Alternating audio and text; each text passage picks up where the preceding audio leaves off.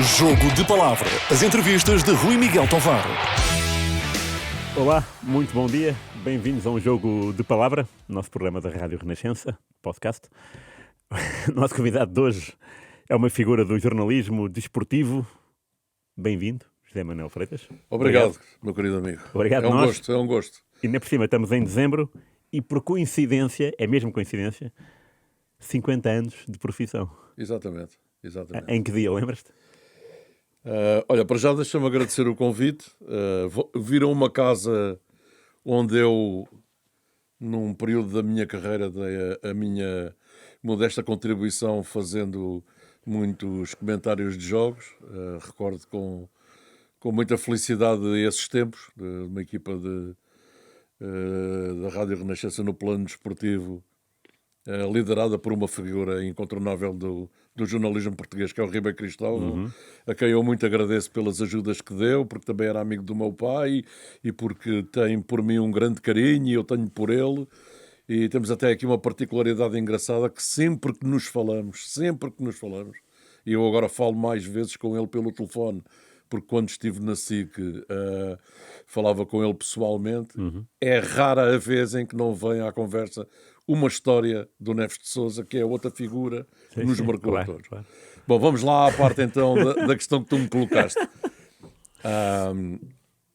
Portanto, eu tive outro período muito feliz da minha vida de adolescente, vivido em Angola, e depois, por força das circunstâncias que toda a gente conhece, pelo menos as pessoas da minha geração, em 1975 regressei a Portugal. E o meu pai, nessa altura, era chefe de redação da infelizmente desaparecida, na altura praticamente, a revista Equipa. Sim. E eu fui para lá trabalhar para o escritório. Eu era o que é que eu posso dizer? Era o rapaz que ia buscar coisas aos Correios, que eu tinha 21 anos, atenção. E então há um dia em que a minha falecida mãe tem uma conversa comigo e me alerta para uma realidade que é: então tu, com a tua família toda jornalista, o meu avô tinha sido jornalista, o meu teu avô também, o meu pai, tu não queres dar continuidade a essa linha da família? E eu ainda não tinha pensado muito bem nisso. Aos 21 anos a gente não pensa em nada, não é?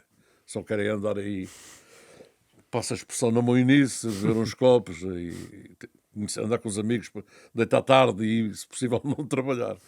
E então eu disse: porque é que não falas com o teu pai? E então um dia falei com o meu pai. Quem nos está a ouvir, se calhar não sabe que é o meu pai, era o Amadeu José de Freitas, Sim. de quem eu tenho muito orgulho em ter sido filho, e que me ensinou o caminho das pedras e por quem eu continuo a ter saudades todos os dias, e foi uma referência da nossa profissão. Sem dúvida. Parceiro do teu pai também na RTP, grandes amigos, que eu sei que eram grandes amigos, e portanto eu fui ter com ele e disse: pai, veja lá e tal. Está bem, ok, eu vou-te ajudar. E então, na revista de dezembro, a equipa naquela altura era mensal. Okay. Não, já tinha passado para semanal. Era semanal, e eu na primeira edição de dezembro de 1975 escrevi o meu primeiro texto. Sobre?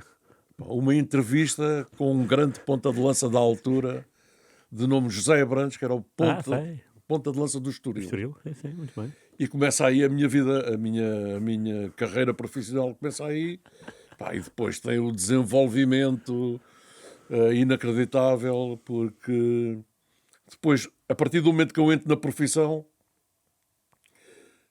eu acho que aconteceu isso contigo. Tu começas a sonhar que queres chegar ao top, e então a loucura daquele tempo era qualquer um de nós, da minha idade ou das gerações a seguir, qual é a loucura? É chegar à bola, ao jornal A Bola. Verdade.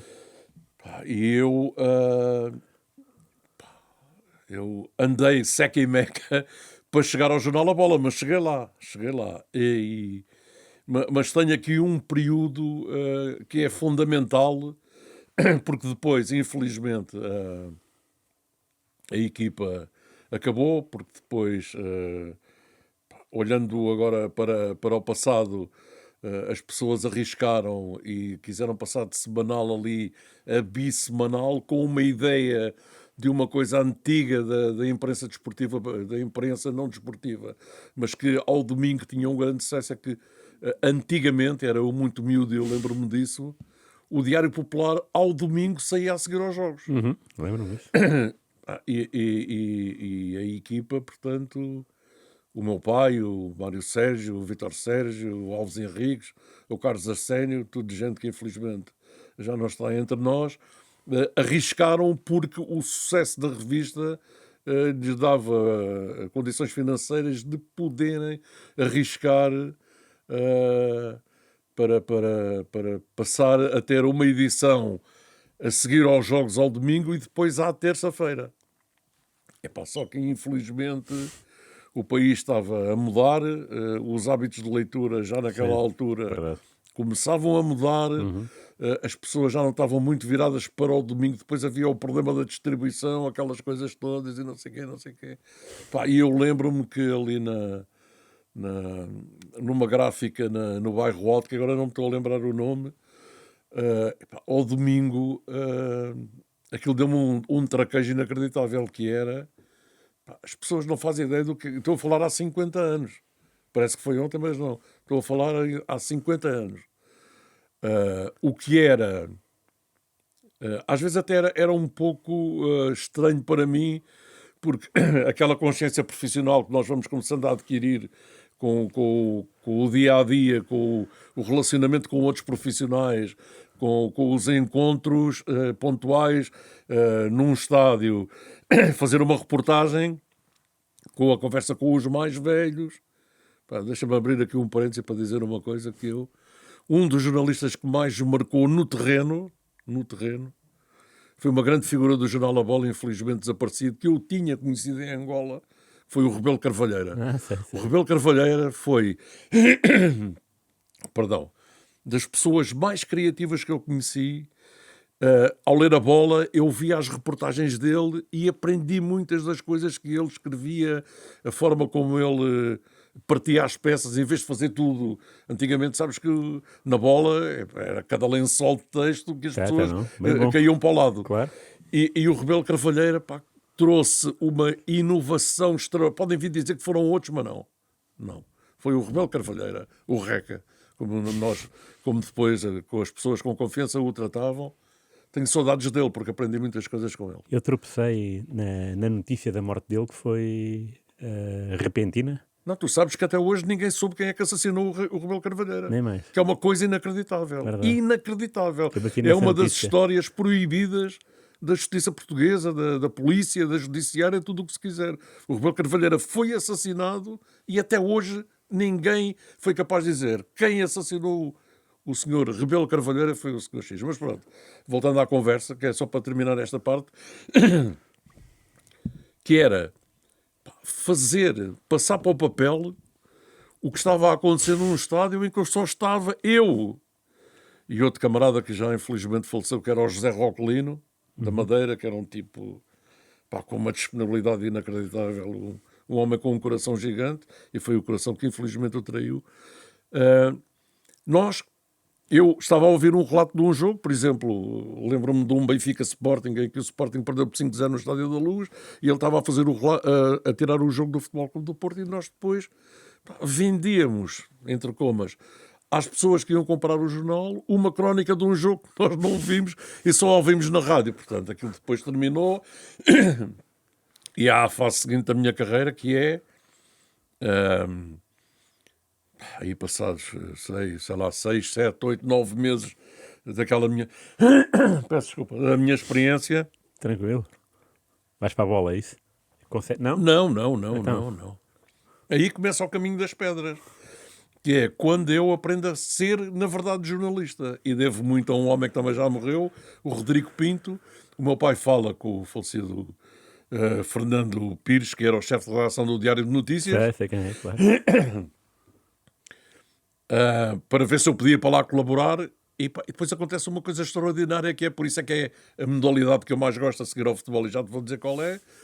Eu chego lá ao Diário de Notícias, e o Rodrigo Pinto diz-me: então você é que é o menino que é filho do Amadeu? Sou e tal. E você quer ser jornalista? Pois. E você sabe escrever? Aquela conversa dele de professor. Quero-te dizer a ti e a quem nos está a ouvir que levei muitos carolos. Eu já homem, 22 anos nessa altura, levava grandes carolos quando ele reescrevia-me até querer, porque ele depois tinha uma coisa que era... Ele queria que a notícia que eu escrevesse, eu ou qualquer outro na redação, alguns mesmo, outros jornalistas já com anos e anos de profissão, o Guita Júnior, o grande Guita Júnior está aí, o Marcos Veiga, que infelizmente já faleceu, essa gente tinha que... Ele idealizava a notícia na cabeça dele e queria que todos nós escrevêssemos como ele pensava. E então ele disse-me: pois, mas o meu amigo, para começar aqui, tem que começar a escrever notícias de handball. E eu, mas desculpe, mas eu não percebo nada de handball. Desenrasque-se. E depois é aquela fase em que, bom, eu tenho que começar a escrever sobre handball, vamos lá ver como é que isto se joga, porque eu só conhecia de ver jogar handball, mas as regras, aquelas coisas todas. E então qual é a melhor solução? É começar a imiscuir-me no ambiente do handball e pedir a quem pratica a modalidade para me dar uma ajuda. Lisboa, os handbolistas do Benfica, os handbolistas do Sporting, os handbolistas do Estefânia, que era a zona onde eu morava em Lisboa, e eles foram-me ajudando. E ainda hoje tenho grandes amigos, os irmãos Vasconcelos, o falecido Manuel Brito marca a minha carreira, o Zé Manuel Reinaldo, o João Miranda, o João Gonçalves, toda essa gente, o Franco, o grande Carlos Silva, toda essa gente me ajudava. E eu comecei a escrever handball, até ao dia em que depois... então, hoje não temos ninguém para ir fazer isto. Manda lá o miúdo. E o miúdo fez a notícia. Depois amanhã a coisa. E depois o miúdo, que já começava a querer ser atrevido, um dia trouxe uma notícia de uma possível transferência. Mas isto é mesmo assim. Vai ver que é e tal. E então, qual é uma notícia que marca um bocado a minha carreira? O Botelho e o Laranjeira vão do Sporting para o Benfica e o Fidalgo e, salvo erro, o Artur Correia vêm do Benfica para o Sporting. E eu dou essa notícia. E porquê que dás? Dou porque tive sorte.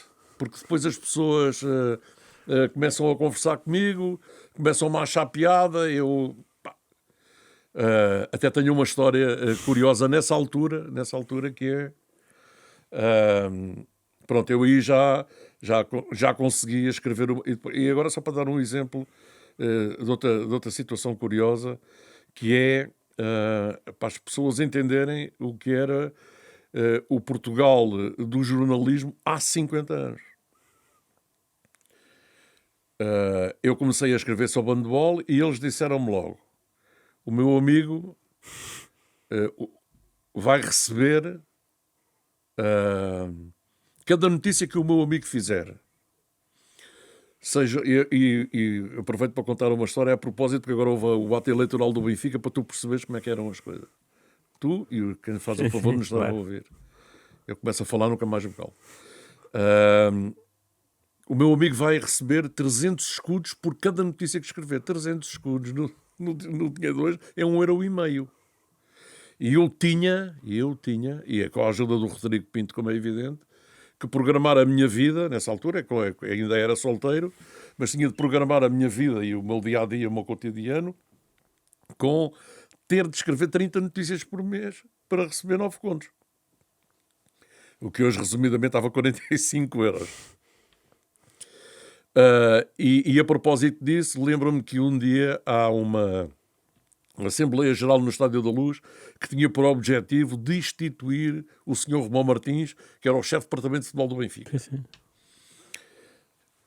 A Assembleia, vamos supor, começou às 9 da noite e à meia-noite, há um sócio do Benfica que decide meter uma proposta na mesa que era fazer uma votação nominal de se Romão Martins devia continuar ou não. Bom, as pessoas votaram, contaram os votos e nós saímos às 5 da manhã de lá.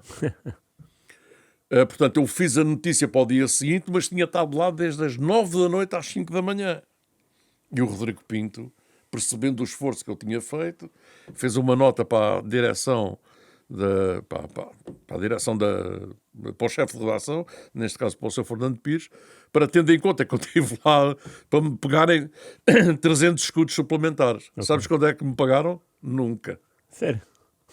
E eu só recebi os 300 escudos da notícia que fiz para o dia seguinte. Portanto, é no Diário de Notícias que verdadeiramente eu começo depois, como é evidente, compatibilizava o handball, já a fazer coisas de futebol, já a ir fazer cabinas. A alegria que eu tive no dia em que fui fazer pela primeira vez as cabinas curiosamente, de um Sporting Benfica, e creio que me cruzei lá com o teu pai e depois consegui uma coisa que era quase impossível conseguir, que era 2 frases do Rui Jordão, que para mim foi o melhor futebolista que eu vi jogar no Sporting Clube Portugal. O Rui Jordão, que depois de quem eu me tornei amigo e de quem tenho saudades, que era um tipo espetacular, mas para se lhe arrancar uma palavrinha era uma coisa muito complicada, e eu consegui, e portanto fui crescendo, mas depois chega ali a uma altura em que tu estás cansado de ser colaborador e queres sustentar a tua carreira. Claro. Queres pensar na possibilidade de entrar para o quadro. E o meu sonho naquela altura era entrar para o quadro do Diário de Notícias. O diretor do jornal era o falecido Mário Mesquita, outra figura da nossa comunicação social, um grande vulto, um democrata, uma pessoa extraordinária. A proposta foi-lhe feita, mas depois acho que houve para ali uma desinteligência qualquer entre a chefia de redação e eu nunca entrei para o quadro do Diário de Notícias, até que me apareceram outra possibilidade de trabalho e eu fui à minha vida, pronto. Para onde? Foi para uma coisa chamada Tribuna, que tinha como dono daquilo um senhor que era deputado do CDS chamado Caetano da Cunha Reis, nunca me esqueci do nome dele. E a redação daquilo era num daqueles prédios na Matinha, em que eu estou-me a rir porque aquilo no inverno era um frio danado. E, portanto, aquilo não tinha condições nenhumas. Aquilo tinha um montão de secretárias, tinha máquinas de escrever, ainda não havia computadores nessa altura. Era um frio louco. E então aquilo, para aquecer a redação, funcionava com aqueles aquecedores com pilha de gás. E a partir de uma determinada altura, depois as pessoas começam-se a relacionar bem e tal. E então o giro daquilo é que havia 2 ou 3 pessoas que eram mais friorentas do que outras, também por causa da idade. E eu lembro-me perfeitamente de um senhor que era o Inês Soares, que era pai daquele cantor Manel Inês Soares, deves saber quem era. Não, por acaso. Pronto, mas o Inês Soares, que era um senhor espetacular e que maturava também. A malta ia lá e desligava-lhe o gás do aquecedor dele e eu cantava sempre com mas já acabou o gás outra vez. Era sempre aquela confusão. Depois teve outra parte engraçada, que foi nós pagávamos para trabalhar. Tivemos 3 meses sem receber. Era quem tinha algumas economias investia na esperança de poder vir a receber. Quem não tinha, pendurava-se na família. E eu pendurava no meu pai, como é evidente. Óbvio, sim. Aquilo para chegar à Matinha não era fácil. Mas pronto. Até ao dia em que eles decidiram pagar tudo. E então, todos na fila. Parece que estou a ver a cena na fila e eles a pagarem em notas.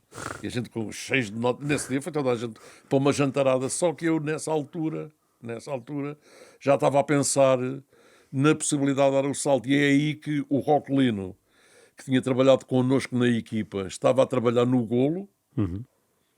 Portanto, eu fui funcionário do Jacques Rodrigues, não tenho nada a apontar ao Jacques Rodrigues, nada. Tudo aquilo que aconteceu passados estes anos todos é fruto de não sei do quê. Eu sei que saí de lá e ele não me ficou a dever nem 1 cêntimo, tive sempre uma boa relação profissional com ele. E é quando eu vou para o Golo. Pronto, e a partir do Golo a minha vida, pá, dá um salto em frente extraordinário e até acontece uma coisa que acaba por marcar muito a minha vida, que é quando o meu pai infelizmente faleceu em 82, e mais outra pessoa a quem eu devo muito, que acreditou muito em mim e que faleceu há pouco tempo, o Joaquim Queiroz, que era o diretor da Gazeta dos Desportos. No velório do meu pai, eu não o conhecia, ele vem ter comigo, fala comigo e depois diz-me à despedida: se você precisar de alguma coisa, não hesite. Pá, e naquela altura já havia gente que me conhecia bem, um deles o João Querido Manha, Sim. o Daniel Reis, pá, essa gente, e realmente falaram com ele e eles aproximaram-se e perguntaram-me se eu queria para lá. E eu, como é evidente, já estava também um bocado saturado de algumas coisas que aconteciam e com aquela ideia na cabeça de que, pá, eu não tenho medo, eu quero ir em frente, eu quero não sei o quê, estou fora. Pá, aquelas coisas mesmo de um rapaz de 24, 25 anos, mas que já tem a mania, conhece tudo da vida, e aceitei o convite. E depois arranjaram-me uma grande armadilha. Passados 6 meses, eu sem experiência nenhuma, transformaram-me em chefe de redação. Epá, amigo. Mas pronto, sobrevivi. Sobrevivi. Nesse trajeto, quantos mundiais fizeste de futebol? Nesse trajeto não fiz nada, eu só começo a fazer mundial. Eu fui a 6 campeonatos do mundo. 6 campeonatos do mundo. E não fui a nenhum na Gazeta, mas na Gazeta, fui à competição que marca a minha vida. São os Jogos Olímpicos de Los Angeles. Espetacular. Carlos Lopes. Pois, tem a ver com isso. Tem a ver com isso em 2 aspectos. Em 2 ou 3 aspectos. Que é... para já... algumas daquelas pessoas que estiveram comigo nesses Jogos Olímpicos, pá, eu tenho 71 anos, mas muita gente já...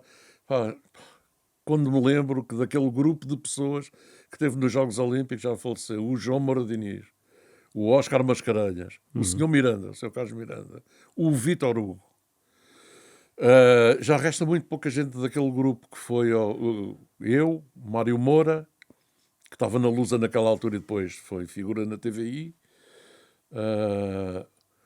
o Vasconcelos, que é pai, era repórter fotográfico da Lusa, que é pai daquela senhora que é uma das maiores artistas plásticas portuguesas. Quem é que ainda resiste desse grupo? O João Gonçalves, o Bessa Tavares. Mas pronto, marca o Guita Júnior. O Guita Júnior, eu e o Guita Júnior ficámos numa universidade em Pasadena e dividíamos o nosso quarto. O Guita Júnior é o outro pai que eu tive na profissão, que ele aturava-me, não é? E ficávamos no mesmo quarto e andávamos nos mesmos bus e fazíamos as refeições às mesmas horas e portanto, marca-me muito essa parte. E depois tem 2 coisas que são muito, muito difíceis de transmitir, que é... tu vais aos Jogos Olímpicos, vês, parece que estás ali a aquecer a caldeira para... A Rosa Mota ganha a medalha de bronze na maratona. Depois vem o falecido António Leitão, de quem eu fiquei amigo, e ganha a medalha de bronze nos 5.000 metros.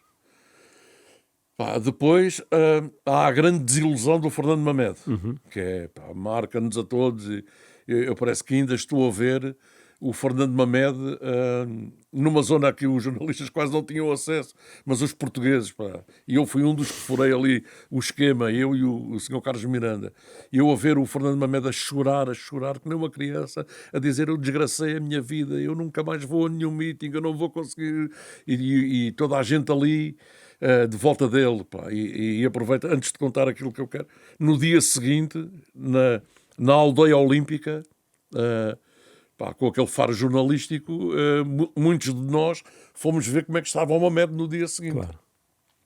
E o Mamed estava a treinar. E o falecido professor Muniz Pereira, aproxima-se ali da zona onde estava tinha uma rede a separar os jornalistas e as pessoas que podiam estar na aldeia olímpica da zona onde os atletas treinavam. Professor, como é que está o Fernando? Está impecável. Está impecável. o Fernando Mamed está a fazer séries que, se passasse isto para a pista, em termos de competição, estava a fazer marcas para bater recorde do mundo. Então, mas o que é que aconteceu ontem? Ninguém consegue explicar. Tinha um bloqueio, aquele bloqueio, na hora da grande competição. Aliás, quem viu as imagens daqueles Jogos Olímpicos sabe como é que o Fernando Mamed ganha os 10 mil metros na eliminatória de uma forma estrondosa, e quando vai para a corrida percebeu-se que ele estava já bloqueado, porque o grande rival dele, o italiano Alberto Cova, cumprimentou o público eufórico e o Fernando Mamed estava todo encolhido. E ao fim da primeira volta estava no último lugar e 2 voltas depois desistiu. E, portanto, isso também tem um aspecto emocional grande na comitiva, que é depois... tem o vulcão rebenta quando tu vês a bandeira de Portugal subir no mastro mais alto, que, mesmo para quem é insensível a estas questões, não deixa de vir uma lágrima ao canto do olho. Claro. Porque ver a bandeira e ouvir o hino do teu país, que naquela altura era uma minhoca, não é? Claro. Porque de quem é que as pessoas falavam? Eusébio, Amália, e de repente está aqui este senhor de Vila de Moinhos, que tem um peito que parece uma rola, mas que corre desalmadamente. Este senhor ganhou a maratona dos Jogos Olímpicos. Ganhou. E depois é o grande momento da minha carreira. Se me perguntarem, eu tenho N recordações, como tu sabes, eu sou um maníaco dos recuerdos, tenho N coisas em minha casa, mas está lá na parede aquela que é a foto mais importante da minha carreira. Eu tenho fotografias com o José Mourinho, com o Scolari, com o Cristiano Ronaldo, com o Jorge Jesus, que são pessoas que marcam muito a minha carreira individualmente e intimamente, ou apenas profissionalmente, mas a foto mais importante está lá com um destaque enorme na minha parede, que é no regresso a Portugal, no avião. Eu tenho uma fotografia ao lado do Carlos Lopes com a medalha de ouro no meu peito. Isso para mim, quando eu parti para o outro mundo, que eu não sei se existe outro mundo, que é uma coisa também que de vez em quando me assalta, e eu tento perceber, mas o que é que vai acontecer depois da gente deixar aqui esta vida de grande agitação? Não faço ideia nenhuma, nem ninguém sabe. Os meus netos vão poder olhar para a parede e um dia dizer, olha, meu avô, aquele senhor que está ali ganhou a primeira medalha de ouro para Portugal e ele tem a medalha ao peito, que é uma coisa que marca muito a minha carreira. E, portanto, eu vou aos Jogos Olímpicos porque há só aqui mais um pequeno pormenor. O Joaquim Queiroz, chefe de redação da Gazeta, chama-me e diz-me assim, chefe, parece que eu estou a ver a falar comigo. Chefe, queria falar aqui consigo, porque ele tratava-me assim, com um carinho enorme. Porque o Joaquim Queiroz estava no Porto, vinha pontualmente a Lisboa, mas depois, a partir de uma determinada altura, é o Daniel Reis que dizia, você devia apostar no Zé Manel, tal, aquele, não sei o que, coisa. Porque eu depois, eu comecei a viver aquilo com uma grande intensidade, a profissão, e a estar horas infinitas, porque eu adorava estar ali a ajudar, a escrever, a participar na vida ativa do jornal. E ele chama-me e diz-me, chefe, eu tenho aqui uma coisa para conversar consigo. Eu estava à espera de tudo menos daquilo que ele me ia dizer. Nós vamos mandar um jornalista aos Jogos Olímpicos e outro ao Campeonato da Europa, que foi em 1984. Claro. Sim. Você quer ir onde? E eu rapidamente pensei, eu Campeonatos da Europa, com um bocadinho de sorte, aí de lá para diante, se calhar aos Jogos Olímpicos, não vou mais nenhum, quero ir aos Jogos Olímpicos. E fui aos Jogos Olímpicos, e foi aquela luzinha que se me acendeu aqui num canto do cérebro que me fizeste bem. E foram os únicos? Ou foste depois a Foram mais? os únicos. Nunca mais foste? Nunca mais fui a nenhum Jogos Olímpicos. Por isso é que os Jogos Olímpicos, aqueles Jogos Olímpicos, são para mim... E estavas sempre no estádio quando Rosa Mota, Leitão... Estava. Fui ver o Io Costa e ficarem na final em 6º ou 7º lugar. Fui ver o António Roquete, do judo, ter uma participação fantástica. Estava no estádio quando um senhor que não sei se ainda é vivo, mas espero que sim, que era o José Pinto, ficou em 7º lugar nos 50 km de marcha. Pá, e fiz logo ali uma reportagem porque ele aproveitou e meteu a boca no trombone a dizer que não havia condições para aquela conversa toda. Pá, tive ali uma relação de ainda maior proximidade com quem eu já tinha, porque eu estava na Gazeta e ele era colaborador lá, porque escrevi uma rubrica todas as semanas que era o Acompanhando os Jovens, o Dr. David Sequerra, que era claro. uma das figuras Então, do Comitê Olímpico. Sim. Epá, Rui, aqueles Jogos Olímpicos, e depois fiquei com uma relação fantástica com a Dona Rosa Mota, que eu posso estar 10 anos sem a ver, mas quando nos vimos é sempre uma alegria imensa, porque a Rosa Mota, deixem-me só contar mais esta história para vocês, para os nossos ouvintes perceberem aqui como é engraçada a vida do jornalismo. No dia a seguir, salvo erro, a nós já estamos instalados em Los Angeles, eu estou com o João Moura Diniz, que era jornalista do Record, e que foi um bom amigo, tive muita pena com o seu desaparecimento. Estamos ali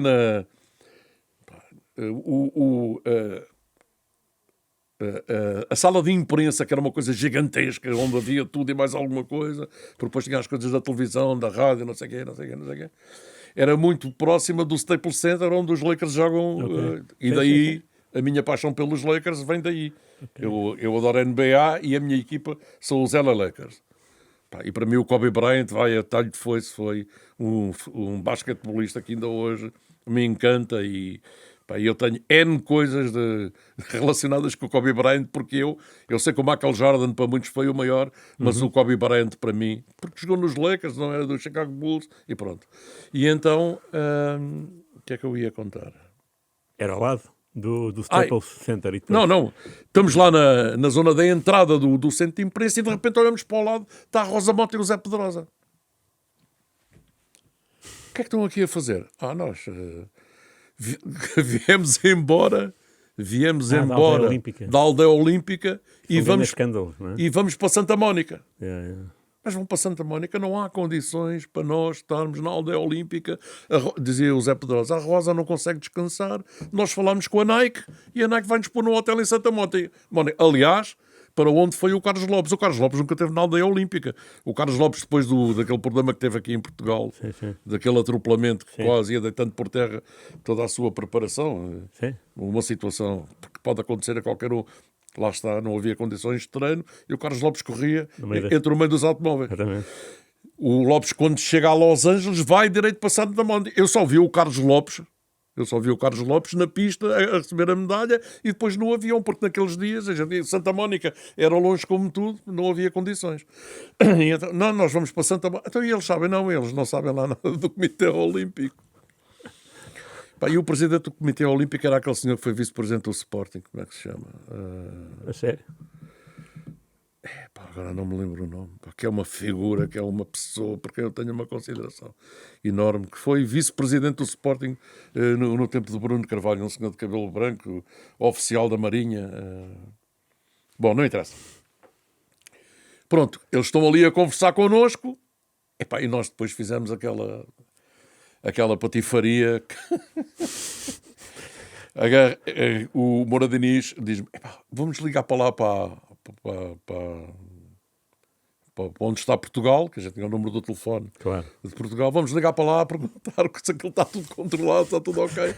O comandante Vicente de Moura. Vicente de Moura. O comandante Vicente de Moura, grande figura, pessoa porque eu tenho uma consideração imensa, que depois teve que aturar os jornalistas também lá. Obrigado. E ele ficou com este pato. E então, Sr. Comandante, tudo bem? Tudo bem, está tudo bem, está tudo ok. Tudo ok por aí. A Rosa Mota pois lá está a treinar, está neste momento a correr, é para Santa Mónica. Eles souberam por nós que a Rosa Mota e o Pedrosa seguiram embora. E aquilo deu, foi um grande escândalo, mesmo à Portuga. Isso quer dizer que o teu primeiro Mundial de Futebol foi em 86? Ou foi mais tarde?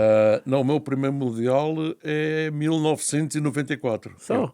Outra vez, Estados Unidos? Outra vez Estados Unidos. O Mundial de 94, já depois de eu ter feito o caminho das pedras, deixa cá ver se eu consigo fazer o percurso todo. Portanto, golo Gazeta, Gazeta Jogo, Jogo Europeu, Europeu Record, Record Bola, Bola Record, Record Jogo. fiz este percurso todo. E foi pelo jogo que foste? Foi. O Neves de Sousa, escreveu uma vez que o Zé Manuel Freitas é o jornalista português que às vezes tem sido transferido. E era verdade. Porque porque as coisas corriam bem. Eu tenho outra coisa na minha carreira de que me orgulho. Eu nunca, tirando a ida para o Diário de Notícias, que foi o meu pai que pediu ao Fernando Pires para ir para lá, eu depois de todas as outras situações da minha vida fui sempre convidado. E eu não conseguia resistir a um convite. Porque a minha leitura era esta. Se me estão a convidar... Eu percebo, claro.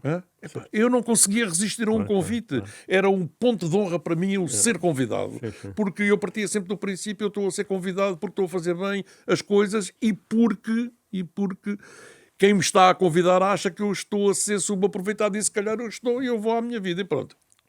Se tu me perguntas assim, mas tu tinhas feito tudo igual? Se calhar não tinha.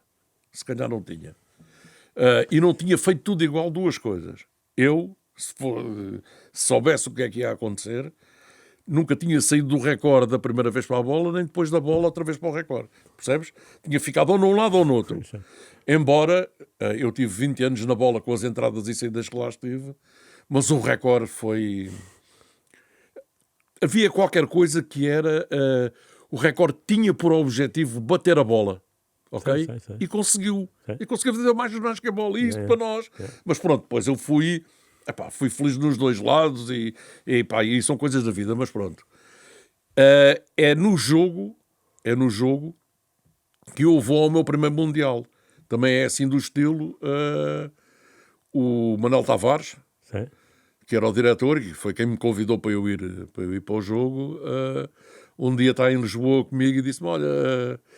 E contrariamente ao que as pessoas do Record pensavam, que fazia parte de um acordo de saída do Record para o jogo, a minha ida ao Campeonato do Mundo, não é verdade.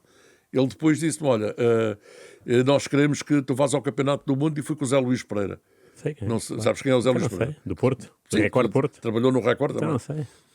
E fui eu e o Zé Luís Pereira, fui ao Campeonato do Mundo, e vou-te dizer uma coisa. Tu foste acompanhar o quê?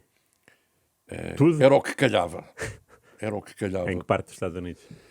Eu tinha por objetivo a grande frustração desse meu Campeonato do Mundo é a patifaria que o Blatter fez ao Diego Maradona, porque eu tinha tudo apontado. Eu na primeira fase acompanhei muito a seleção da República da Irlanda, que ia jogar com Portugal na fase de apuramento a seguir para o Campeonato da Europa, certo. E o António Oliveira estava lá. E, portanto, eu acompanhava, via o jogo. Há um momento em... Isso é que é Nova Iorque, não? Eles jogaram em Nova Iorque? Jogaram em Nova Iorque, ia-te contar isso. Em Nova Iorque eles jogam com a Noruega, empatam 0-0 e ficam apurados. Os irlandeses alugaram todas as limusines, todas, claro, no sentido figurado, que havia em Nova Iorque. O parque de estacionamento do estádio era uma coisa impressionante de limusinas, porque eles decidiram que iam para o estádio de limusinas. Mas o que é inacreditável, eu lembro-me que o Carlos Freitas sabe, que trabalhava comigo nessa altura lá no jogo, que eu liguei e disse, Carlos, ouve lá o que é que está a acontecer. E acabou o jogo... E os irlandeses ficaram todos no estádio a bater palmas, a gritar. Lindo. E o senhor Jackie Charlton, que já estava dentro do balneário, teve de vir cá fora e teve 10 minutos no relevado a ver a rapaziada a bater palmas. Lindo. E depois, eu, entretanto, tinha montado ali um esquema, porque havia um rapaz argentino que era correspondente da bola e que eu conhecia do tempo em que lá tinha passado, e eu sabia que ele estava lá e tinha combinado com ele, que era uma coisa que eu sabia que era impossível, mas que eu ia tentar fazer, que era nem que ouvisse 3 palavras daquele que é para mim o meu futebolista. Sim. O meu futebolista é Diego Armando Maradona, o Dios, que tenho todo o respeito pela carreira do Cristiano Ronaldo, do Messi, do Zidane, do Cruyff, do Eusébio, o maior de todos, Diego Maradona. Até morrer não muda a minha opinião. E quando vejo, parece que estou a ver o Diego a marcar o 4º golo à Grécia e ir direito à câmara e vibrar daquela forma como que dizer, seus bandidos, vocês andam aqui para me desgraçar a vida e eu estou aqui fresquinho que nem uma alface para ser campeão do mundo. No dia seguinte, vem a notícia dele quando vai de braço dado com a enfermeira. E eu até hoje não sei se o Diego estava dopado ou não. Eu sei é que acabaram com ele e a Argentina perdeu o campeonato do mundo. E, portanto, depois andei a saltar. Mas foste ver a final? Fui à final. Ok. Fui à final. Ok, boa. Fui à final. Depois, ali, a partir de uma determinada altura, do meio do campeonato do mundo, tive um parceiro de luta fantástico. Grande amigo. Foi teu parceiro no Record, o João Cartaxeira. O Janeca. Foi o meu companheiro. Juntos, andámos juntos a partir do meio do Mundial. E nós assistimos a uma coisa que ainda hoje, até hoje não me esqueço. Até hoje não me esqueço. Espanha e Itália em Boston. Espanha e Itália. A Espanha estava a ganhar 1-0 e perdeu 2-1. E nunca mais me esqueço. O Tassotti deu uma cabeçada no Luís Henrique. E não aconteceu nada. No jogo não, mas depois levou 9 meses? Sim, mas não aconteceu nada no jogo. Não havia VAR. E o Luís Henrique todo o Luís Henrique a jorrar sangue por todos os poros da cara. E nunca mais me esqueci dessa cena. E aí uma coisa, e o árbitro desse jogo não é o da final? Não é o Sandor Pool? Eu acho que é. Pois, exatamente. Não é? Exatamente, que é uma loucura da FIFA. Pois, Sandor Pool, se fosse agora, como que era um tipo que tinha um ar esquisito de quem era, que era sugestionável. Eu nunca gostei do Sandor Pool. Ele tinha uma maneira de arbitrar que a mim, eu embirro com alguns árbitros, mas o Sandor Pool parecia-me demasiado viscoso para o meu gosto. E realmente é ele que vai apitar a final, onde eu apanhei um calor, que uma coisa inacreditável, lá em Los Angeles. Eu joguei o Luís Avelange, que estava lá, estava pela Gazeta dos Esportes, ele ainda hoje me diz, lembras-te da final em que tu estavas a deitar fumo na cabeça? Bem, o calor era uma coisa impressionante. Nem quero imaginar os jogadores. Mas queria-te dizer só mais uma coisa, e espero que os ouvintes entendam, porque nós ficamos muito condicionados, e tu que cruzei contigo em alguns mundiais, tu tens aquele perfil que eu adorava, que era... que eu adorava poder fazer e não podia, que era tu ias para onde querias. Fazias o que... condicionado a trabalhar com Portugal, coarta-nos muito a nossa capacidade criativa, a nossa possibilidade de contar histórias. E os 2 melhores mundiais, com todo o respeito, eu adorei ter estado no Mundial da Alemanha com o Luís Filipe Scolari, adorei. A seleção dessa altura era uma coisa fantástica. Era um ambiente. Não há hipótese. Venham contar as histórias que quiserem. Histórias houve no Mundial da China e da Coreia, da Coreia e do Japão, como toda a gente sabe. Mas o ambiente da seleção de Portugal, que o Luís Filipe Scolari implementou, era uma coisa do outro mundo. E, portanto, os 2 melhores mundiais onde eu estive foi em 94... E 98 em França, que também não teve Portugal. E no Mundial de França aconteceu uma melhor coisa que me podia ter acontecido. Disseram-me, tu vais acompanhar a seleção do Brasil. A seleção do Brasil é um manancial de histórias. Dá para fazer 3 livros. Tu que adora... esqueci-me de trazer os livros para tu pôs. Que saí tão depressa de casa que isto vim para aqui de madrugada, esqueci-me dos livros, bem, depois combino contigo para tu pôs lá um autógrafozinho nos livros que eu tenho teus. Muito bem, obrigado. O Brasil é um manancial de histórias. Só para dar um pequeno exemplo, há um dia que estamos a ver um treino do Brasil e o Ronaldo naquela altura namorava com aquela senhora que depois se tornou mulher do Júlio César. E então... de repente há um Susana Werner, não é? Susana Werner, de repente há um jornalista brasileiro que começa a gritar: ai, mas o que é que terá acontecido? E então o que é que tinha acontecido? O fenómeno, eu tenho o meu top 3, portanto, Ronaldo e Messi à parte. O meu top 3 é Maradona em primeiro lugar, Zinedine Zidane em segundo, Ronaldo Fenómeno em terceiro. O fenómeno foi... o fenómeno, se não ter tido ousadas lesões, se calhar hoje estava aqui a dizer, não sei se é o fenómeno, se é o Maradona, mas pronto. E então o que é que aconteceu? O Ronaldo Fenómeno que ainda ninguém conseguiu perceber o que é que aconteceu no dia da final, aquelas convulsões, aquelas cenas todas, e que isso impede. Mas a França naquela final foi arrasadora, eu nunca mais me esqueço. O Zidane marcou os gols, mas ainda hoje tenho na cabeça a exibição do Emmanuel Petit, foi uma coisa pá, uma coisa indescritível. Marcou o terceiro gol. Marcou o terceiro gol. Pá. Fez uma exibição espetacular, Emmanuel Petit. Mas, então, o que é que aconteceu? De repente, o jornalista descobre que o Ronaldo, o fenómeno, não tinha a aliança de comprometido. Era já numa altura em que se dizia que a Susana Werner estava para separar dele, que estava lá pela TV Globo a fazer umas promoções e não sei o quê. Epá, foi um salsifré naquele dia. É que ninguém quis saber mais do treino. Já toda a gente só queria saber onde é que estava a Susana Werner, onde é que o Ronaldo tinha colocado a aliança de comprometido. Pá. Espetáculo. E, portanto, a acompanhar o Brasil, depois aconteceu-me, passado mais uns anos, em que eu voltei a um campeonato... Voltei não, continuei. Sequencialmente a ir ao campeonato do mundo. Já não contava ir àquele. Foi o da África do Sul. Ok. Que enquanto país, encanta-me, eu tenho... a minha mãe nasceu em Angola, eu vivi em Angola, e a África tem... O apelo da África para mim é uma coisa que... E ter ido ao Campeonato do Mundo da África do Sul para mim foi ótimo, mesmo, até porque houve ali uma grande acalmia, e o Nelson Mandela, enquanto cidadão, para mim foi o maior. Se me perguntarem quem é que foi para ti a figura número 1 do mundo... Nelson Mandela. Nelson Mandela, Nelson Mandela até à morte. Tenho todo o respeito por este Papa que faleceu, o Bergoglio.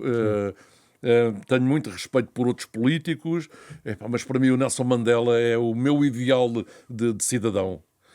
Pelo que sofreu, por aquilo que lutou, para mim marca a minha geração, e portanto a história do apartheid é uma coisa que para mim que me deixa virado do avesso. E portanto ir à África do Sul, que estava a sair portanto, do apartheid para uma tentativa de vivência em comum, que nós sabemos que não é fácil, tendo em conta o que aconteceu no passado, e hoje ainda se notam essas discrepâncias. E não acompanhar Portugal, ir para o Campeonato do Mundo numa situação excepcional, porque a bola realmente preparou para nós o João Bolzinho, que estava com aí o Nuno Vieira e o André Alves, estavam com a seleção de Portugal lá no meio da savana. Mas o restante da equipa, que era eu, o Vítor Serpa e o Paulo Santos, o repórter fotográfico, estávamos numa vivenda que a bola alugou no Restelo de Joanesburgo. Portanto, tínhamos uma vida, amigo, uma coisa espetacular. E, portanto, mas íamos aqui, ali, íamos a todo lado, fazíamos a nossa vida tranquilamente profissional, e eu tinha essa grande felicidade, que era não acompanhar Portugal e acompanhar quem? O Brasil, pronto. E acompanhar o Brasil num campeonato do mundo. Mais uma vez. Mais uma vez. É qualquer Mas outro coisa... Brasil ou igual? Diferente. Mais conservador? Ou menos histérico, vá? Menos histérico, mais conservador, mesmo ali... punho de ferro, e isso depois deu-lhe cabo da vida, porque o selecionador era o Dunga. Sim.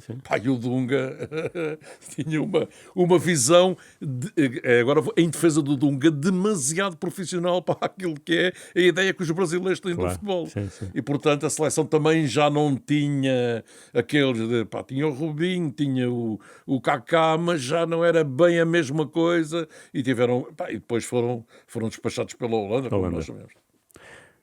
Europeus, quantos tens? Europeus tenho menos. Fui, deixa eu ver cá, 2000. Ok, espetáculo. Boa. Euro 2000, mas o Euro 2000 é já numa fase em que eu só fico na primeira... os primeiros 3 jogos de Portugal. Porque eu, quando vou para o campeonato da Europa, eu era para não ir. Eu não queria ir, mas fizeram que eu fosse porque jogava que eu ia mudar a minha opinião. Eu já me tinha comprometido a sair da bola. Ok. E fui para o desporto digital, foi a minha experiência na net. Tive uma grande desinteligência com um sujeito que ainda hoje anda por aí a vender ilusões, que eu nem quero falar dele. E, portanto, fui a esse campeonato da Europa. Depois vivi intensamente o Euro 2004. E fui ao Euro 2008, que é aquele da Suíça e da Áustria, que é o meu último o meu último campeonato da Europa. Tu há bocado falaste do Brasil, mas antes do Scolari, como é que foi ser, digo eu, amigo do Scolari? Chegaste a esse ponto? É pá, sim, eu considero que era eu tinha, e a minha relação de proximidade com o Luís Filipe Scolari começa com uma grande confusão entre mim e ele. Imagino. Começa com uma grande confusão. Não me espanta. Não, porque eu sou dos jornalistas que me levanto e estou na primeira fila a dizer isto é uma injustiça, o Vítor Bahia não ser convocado. Em que, a propósito de que... Não, de quê? o Vítor Bahia fica de fora do... Não, eu sei, mas isso foi em que dia? Essa No indignação? dia em que sai a convocatória da Seleção de Portugal, eu estava lá e começo logo a mandar vir ali. Começo logo a mandar vir. E ele? Pá, e o Scolari não gostou, aquele mau feitio dele, mas depois há uma aproximação grande porque o assessor de imprensa era o Afonso de Melo, Claro. tinha sido meu parceiro na bola, Eu não sei. e começa ali a criar e ele consegue dizer ao Scolari que epá, o Zé Manuel Freitas é assim, ele está a criticá-lo, mas você tem ali um tipo que é pão, queijo. É mesmo assim. Eu costumo dizer que, infelizmente, houve algumas pessoas que foram ficando pelo caminho neste mundo do futebol, com quem eu andava muito bem, até ao dia em que eu tive de os criticar. É que eu nunca me demiti da minha profissão. Nunca me demiti da minha profissão. Sim. E vou dar aqui um exemplo do que deve ser a relação de um jornalista com algumas figuras do futebol. Eu sou amigo de infância, da adolescência, do senhor engenheiro Fernando Santos. Ok. O senhor engenheiro Fernando Santos deve ser das pessoas por quem eu tenho mais consideração e que deu a este país o maior título da história do nosso futebol. Verdade. Venha lá quem vier, o Euro 2016, até prova em contrário, é a maior conquista do futebol português de seleções sob a égide do engenheiro Fernando Santos. E eu dei grandes pauladas do engenheiro Fernando Claro, Santos. obrigado. E ele disse-me um dia, estava um bocado constrangido, disse, o Fernando, ontem tive que dar umas mocadas, e ele só me disse assim, meu amigo, não tem nada a ver uma coisa com a outra, tu fazes o teu trabalho, eu faço o meu, desde que não me faltes ao respeito. Claro. E é isso Muito bem. que anima este tipo de relacionamento hoje Sim, com sim. pessoas do futebol de antigamente. Sim, Hoje sim. é impossível, tu Claro. sabes que hoje é impossível. Impossível. É só primas donas. Verdade. Tu se não dizes bem de alguém, ai Nossa Senhora que vai cair o andor, tudo. E portanto, algumas pessoas ficaram pelo caminho porque eu, apesar de ser amigo, outro... Não tiveste pejo em dizer que ali teve mal. E essa pessoa ficou ofendida. Outro treinador que também marca a minha carreira, marca a minha vida profissional, é o Paulo Bento. O Paulo Bento, o mesmo perfil. Como selecionador ou treinador de Sporting? Os dois? Como selecionador. Okay. Como treinador do Sporting, o que ele sofreu em Alvalade, merece uma estátua. Não, como selecionador. Exato. Como selecionador. Olha, para acabar, porque temos mesmo que... Há bocado falaste. Rui Jordão, o maior do Sporting. Que viste? Sim. Benfica. O maior do Benfica, Chalana. Ok. E Porto? Porto, Fernando Gomes. O Bibota era, para mim, todo o respeito pelo António Oliveira, mas o Bibota era... E as pessoas não podem levar a mal. Eu adorava o Eusébio. O Eusébio eu acho que era um grande futebolista, mas eu nunca vi ninguém... Pois é isso, claro. Eu nunca vi ninguém a conversar com uma bola como o senhor Fernando Albino Sousa Chalana. O Fernando Chalana encantava-me. E porquê? Repara, a minha admiração pelo Fernando Chalana tem muito a ver com isto. Eu era miúdo antes de viver para Angola. Fui viver para Angola com 15 anos. Morava ali próximo do Estádio da Luz. Eu ao domingo de manhã ia ver os júniores do Benfica só para ver o Fernando Chalana jogar. Yeah. E o Fernando Chalana era um manancial de futebol que, se não tem tido os azares que tem... O Fernando Chalana, se tem nascido em Espanha, na Alemanha, na Itália, tinha sido um dos maiores futebolistas do mundo, bola de ouro, 3 ou 4 vezes. Mas, infelizmente, aquelas lesões no Bordeaux deram-lhe cabo da carreira e foi uma pena. O Fernando Chalana. E o Rui Jordão, os Jordas. O meu querido Jordas. Depois tiveram todos no Europeu 84. Exatamente, todos no Europeu 84. Também gostava, o Manuel Fernandes.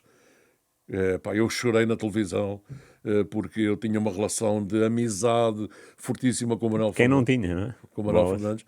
Mas o Rui Jordão encantava-me a jogar futebol. Encantava. Obrigado.